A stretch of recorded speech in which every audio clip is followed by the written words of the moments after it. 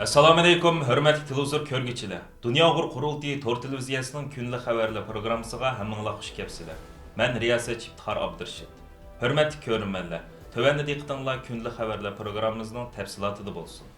Dünya Uyghur Qurultayı Ayollar Komiteti bugün 8 Mart Xalqaro Xonim-qizlar bayrami munosabati bilan bayonot e'lon qilib, uzun yillardan buyon aziz vatanimiz Sharq Turkistonning milliy mustaqilligini qo'lga keltirish yo'lida tinimsiz kurash qilayotgan jasur xonim-qizlarimizga bo'lgan hurmati va minnatdorligini ifoda qilish bilan birga, butun Sharq Turkistonlik xonim-qizlarimizning bayramini tabriklaydiganligini bildirdi. 8 Mart Xalqaro Xonim-qizlar kunining yana bir atilishi 8 Mart Xonim-qizlar bayramidir. Bu 1977-yil Birleşken Milletler Teşkilatı tərəfindən ayollarning ijtimoiy va siyosiy еңini taraqqiy qildirishga va hayotning har qaysi sohalaridagi muvaffaqiyatlarini tabriklashga bag'ishlangan kundir. 8 Mart kuni dunyo miqyosida xalqaro xonim-qizlar bayrami sifatida xotirlanib kelayotgan bo'lib, bu kunda xonim-qizlarning madaniyat, siyosiy va iqtisod qatorliq sohalardagi utuqlari alayda tabriklanadi.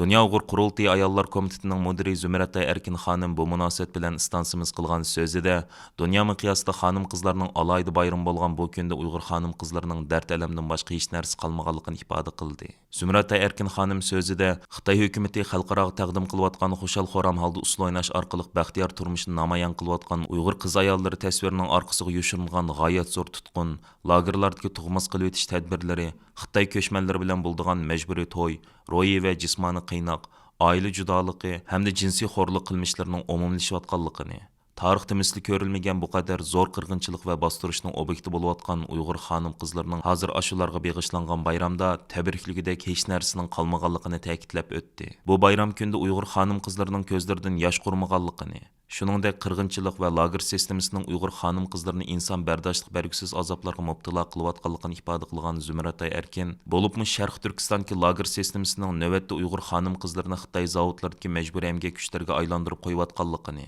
dunyo bozorida setilayotgan har 5 qor kiyim-kechakning oz deganda bir qurining Uyg'ur xonim-qizlarining majburiy emgak badaliga tikilayotganligini eskartib o'tish bilan birga, xalqaro jamoatchilikni Uyg'ur xonim-qizlari duchor bo'layotgan bu xil ichinishli tragediyalarga qarshi jiddiy harakatga o'tishga chaqirdi. Zumratay Erkin so'zining oxirida 8 Mart Xalqaro xonim-qizlar bayrami munosabati bilan Uyg'ur irqiy qirg'inchiligini va jazo lagerlarini dunyoga pash qilishda muhim rol o'ynagan Qalbi Nur Sidiq, Gulbahor Xotivaji, Gulbahor Jelilova, Sayragul Saudbay, Tursunay Ziyovuddin, Mehrgul Tursun, Zumrat Davud, Gülzira Ayulxon qatorliq jasur lager shohidlarimizga Dunyo Uyg'ur Qurultiyi nomidan takror minnatdorlik bildirganligini va ularning bayramini qutluqlaydiganligini ifoda qildi. Dunyo Uyg'ur Qurultiyi Ayollar Komitetidagi xonim-qizlar va ba'zi jasur lager shohidlarimiz 8 Mart xonim-qizlar bayrami munosabati bilan bugun istansimizga yo'llagan tabrik so'zlarida tovandikilarni bayon qildi.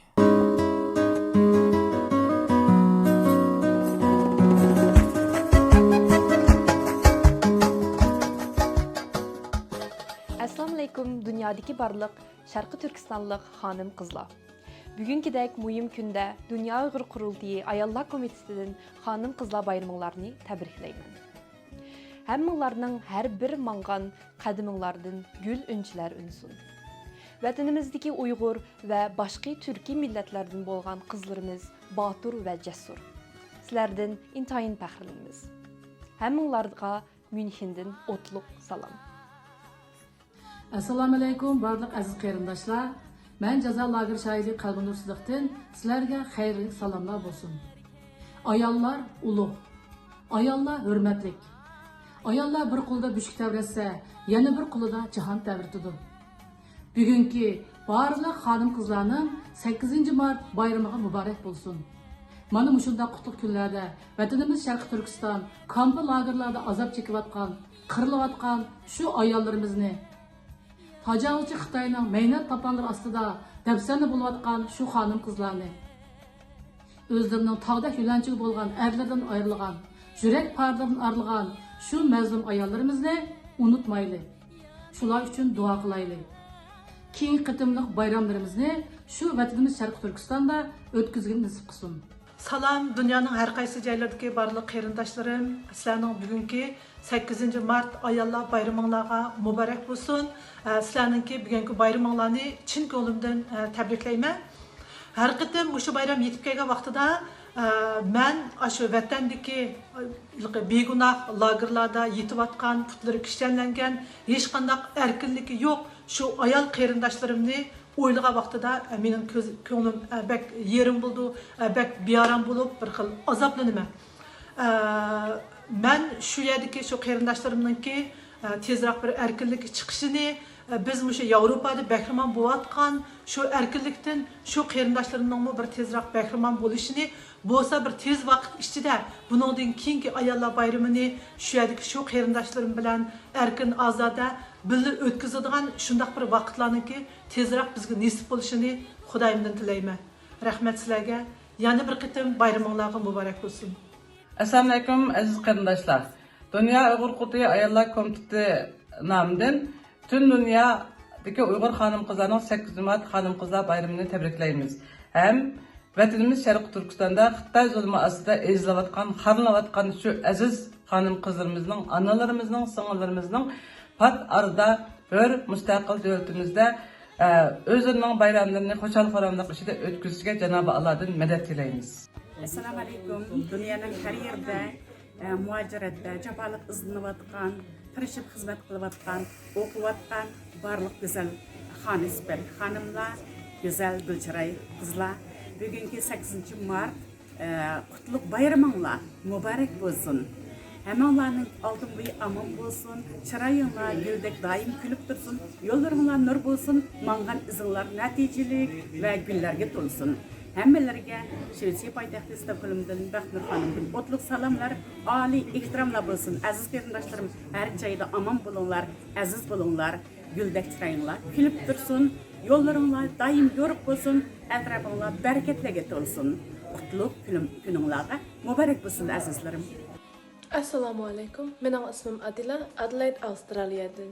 Dunyodagi barliq Sharqi Turkistonlik xonim qizlarning bayramlari muborak bo'lsin. Kanada parlamentining a'zosi, Xalqaro kishilik huquq komitetining raisi Samir Zubayri va parlament a'zosi Alex Tusep Norvegiyadagi yosh liberallar tashkilotining raisi Anna Breivik bilan birlikda Dunyo Uyg'ur qurultayini 2023-yillik Nobel tinchlik mukofotining nomzodligiga ko'rsatganlik xabari muhojirat yashayotgan Sharq Turkistonlik qarindoshlarimizni alayda so'yindirgan va 7 mart kuni Dunyo Uyg'ur qurultayi bu munosabat bilan maxsus bayonot e'lon qilib, o'zini bu sharafga loyiq ko'rgan yuqori shaxslarga alayda minnatdorlik bildirgan edi. 7 mart kuni Erkin Osiyo radiosi Uyg'ur bo'limi bu haqda maxsus videoli xabar ishlab tarqatdi. Tövəndə diqqətinizlər Erkin Osiyo radiosining bu haqda işləyən videolu xəbərinin təfsilatı bolsun.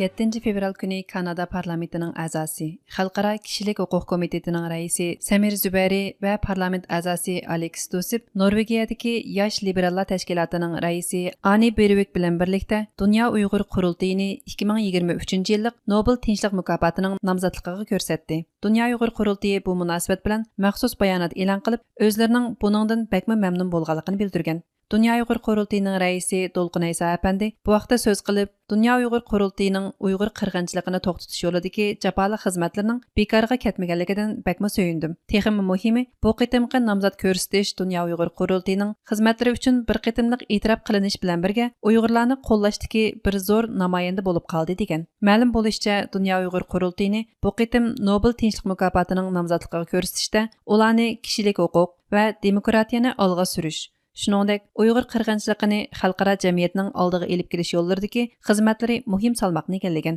Bayonotda aytilishicha, Uyg'ur tashkilotlarining xalqarodagi bayroqdor vakili bo'lish sifati bilan Dunyo Uyg'ur qurultayi Uyg'urlarning til, yoziq, madaniyat va diniy e'tiqod sohasida o'tirg'i chiqayotgan turli zulmlarni xalqaroning diqqatiga sunishda ko'rinarli rol o'ynagan. Nomzodlik maktublarining birida bu vaqtda to'xtalib, Dunyo Uyg'ur qurultayi o'zining yillardan buyon qirg'inchilik va insoniyatga qarshi jinoyatlarining dardini tortib kelayotgan Uyg'urlar va boshqa turkiy tilli xalqlarning puhraviy erkinligi va kishilik huquqni qo'g'dash yo'lida to'xtovsiz ravishda kurash qilib kelayotgan xizmati uchun 2023-yillik Nobel tinchlik mukofotini olishga munosib deyiladi. Ma'lum bo'lishicha, Uyg'ur diyoridagi siyosiy bostirish va zo'r tutqunni Amerika boshchiligidagi bir qism g'arb hukumatlari irqiy qirg'inchilik deb e'tirof qilgan bo'lsa, Birlashgan Davlatlar Tashkilotining kishilik huquq oliy kengashi chiqargan dokladda insoniyatga qarshi jinoyatlar bo'lishi mumkin deb xulosa chiqarilgan edi.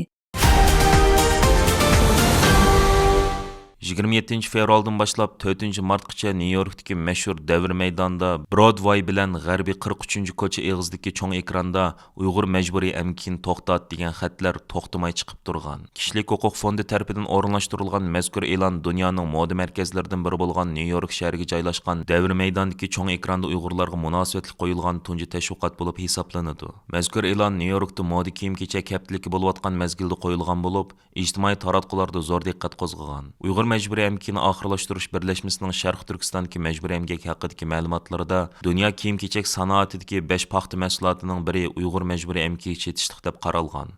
Ammo majburiy amgak chetishliq markalar o'zlarini yushirganlikdan iste'molchilarning majburiy amgak orqali ishlab chiqarilgan mahsulotlarni bilmay setilishidek ahvollar ko'rilgan. Kishilik huquq fondi Osiyo siyosati va programmalarining boshqaruvchisi Jenny Wang xonim bu haqda Erkin Osiyo radiosi qilgan so'zida mundaq dedi. Oldin qapda Nyu-Yorkda qo'yilgan bu e'lon Uyg'ur majburiy amgakini to'xtatish to'g'risida ishlangan raqamlik app haqida bo'lib, uningda kishilik huquq fondi uzunni buyon tekshirayotgan kiyim-kechak moda sohasidagi majburiy amgak masalasiga diqqat tortish maqsad qilingan. Bizning mush vaqtni tanlashimizga sabab Aşı vaqtlarda Nyu-Yorkda moda kiyim-kechak haftaligi toza qiziyotgan mezgil edi. Biz mush orqali kishilarning kalasida va xalqaro Uyg'ur majburiy amgaki masalasini oldingi o'rindan yer oldirishni maqsad qildik. E'lonimiz 43-ko'cha bilan Broadwayning o'ttirisiga joylashgan ekranda bir hafta turdi. Kishilik huquq fondi turli usullar bilan har soatga kishilarning diqqatini tortishga tirishyotdi. Masalan, bu e'lon orqali xabarga diqqat qilmaydigan kishilarning diqqatini tortqili bo'lishi mumkin. Kishilik huquq fondining mazkur yangi e'lon tashviqoti iste'molchilarni Uyg'ur majburiy amgak tekshiruvchisi, ya'ni Uyg'ur Forced Labor Checker'ni ishlatishga ilhomlantirishni maqsad qilgan. Ular mazkur app detalni Uyg'ur majburiy amgakini oxirlashtirish birlashmasi ta'minlagan tadqiqotdan foydalanib yasagan. Ular iste'molchilarning Uyg'ur majburiy amgaki bilan munosabatli bo'lish ehtimolligi bo'lgan markalarni setilishdan burun Uyg'ur majburiy amgakini to'xtat detaldagi ishkilik kodni skanerlashni tashabbus qilgan. Ishkilik kod iste'molchilarning Uyg'ur majburiy amgakiga chetishliq mahsulotlarini tekshirish uchun yasalgan bo'lib, iste'molchilar ishkilik kodni skanerlash orqali mahsulotlarning majburiy amgakka chetishliq yoki emasligini tekshira oladi ekan. Amgakchilar birlashmasi majburiy amgak turining moslashtiruvchi tadqiqotchisi Javhar Ilhom bu vaqtda to'xtalib mundaq dedi. Nyu-York Amerikadagi, hatto dunyodagi nufusi eng ko'p va ko'p xillashgan shaharlarning biri. Times maydonidagi e'lon taxtasida Uyg'ur majburiy amgak e'lonlarining paydo bo'lishi to'liq muhim. Ishonamanki, ilgari Uyg'urlarni anglab boqmagan, kishilik huquq yoki siyosatga munosabatli xabarlarni o'qimaydigan yoki nayt oz o'qiydigan kishilarda bu e'lon qiziqish qo'zg'agan bo'lishi mumkin. Biz bu uchurning Nyu-York shahridagi millionlagan kishilarni va yoshlarni majburiy amgakka doir uchurlardan xabarlantirishni umid qilamiz. Bu Uyg'urlarga va butun dunyodagi barliq iste'molchilarga ta'sir ko'rsatadi.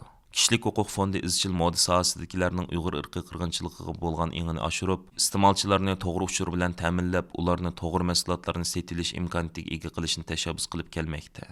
Kishilik huquq fondi Osiyo siyosati va programmalarining boshqaruvchisi Jenny Wang xonim korxona shirkatlarga va hukumatlarga Uyg'ur majburiy amgakini to'xtatish to'g'risidagi fikr takliflari haqida to'xtalib mundaq dedi. Birinchidan, har qaysi shirkatlar va markalarga taklifim butun dunyoda o'xshash o'lcham qo'llanish. Ya'ni xuddi Amerikada qo'llanganga o'xshash Uyg'ur majburiy amgakining oldini olish qonunini butun dunyodagi markalarga o'xshash qo'llanganda, Uyg'ur majburiy amgakining Amerika, Yevropa qatorliq butun dunyodagi bozorlarga kirishning oldini olg'ili bo'ladi. Hem kishilik huquq dafsanchiligiga texmi kengroq diqqat tortqili bo'ladi. Ikkinchidan, texmi ko'p davlatlarning Uyg'ur majburiy amgakining oldini olish qonuniga o'xshash qonunlarni yo'lga qo'yib ijro qilish kerak deb qarayman.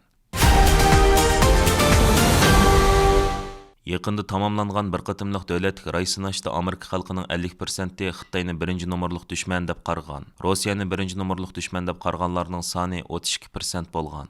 Töpelik, ya'ni The Hill gazetining 6 martdagi xabarda aytilishicha, Gallup raysinash harakatida bu xil yuzlanish ma'lum bo'lgan. Gerçi Rossiyaning Ukrainaga tajovuz qilish tufaylidan Amerika moliyasidan zo'r bir qism mablag' Ukrainaga avatilayotgan bo'lsa-mu, Amerika xalqining Xitoyni dushman deb qarash yuzlanishi izchil eshib mangan. Bu hal 2021-yildagi o'xshash raysinash faoliyatida bir qatim ko'rilgan bo'lib, shu vaqtda tojsimon virusning tarqalishi buningki muhim sabab bo'lgan. Bu qatimqi raysinashda Xitoyni dushman deb qarganlar Xitoy josuslik sharini buningki bir muhim dalil sifatida o'ttirib qo'ygan. Xabarda aytilishicha, Rossiyani eng chong dushman deb qarganlarning ko'p qismi demokratchilar bo'lib, jumhuriyatchilarning ko'p qismi Xitoyni eng chong dushman kategoriyasiga qo'ygan. Aziz ko'rmanlar, yuqorida diqqatingizga kunlik xabarlar programmamizning tafsilotini sundik.